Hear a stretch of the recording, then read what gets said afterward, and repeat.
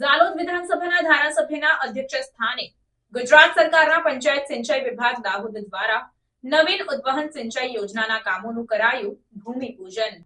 ઝાલોદ વિધાનસભાના લોકલાડીલા પ્રજાવત્સલ ધારાસભ્ય મહેશભાઈ ભુરિયા સાહેબના અધ્યક્ષ સ્થાને ગુજરાત સરકારના પંચાયત સિંચાઈ વિભાગ દાહોદ દ્વારા મારા મત વિસ્તાર પાવડી જિલ્લા પંચાયત સીટના રડિયાતીભુરા ગામે ₹115.38,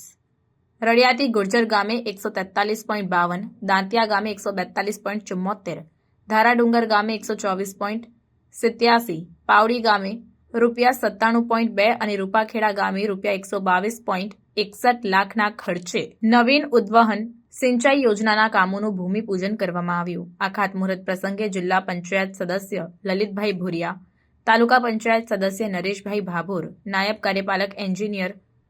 કિશોરભાઈ વસૈયા, સરપંચ રાજેશભાઈ બારિયા, સરપંચ કાલુભાઈ નિસરતા, સરપંચ મકનભાઈ વહોનિયા, સરપંચ બાબુભાઈ ભાભોર, કાર્યકર્તાઓ અને ગ્રામજનો હાજર રહ્યા હતા।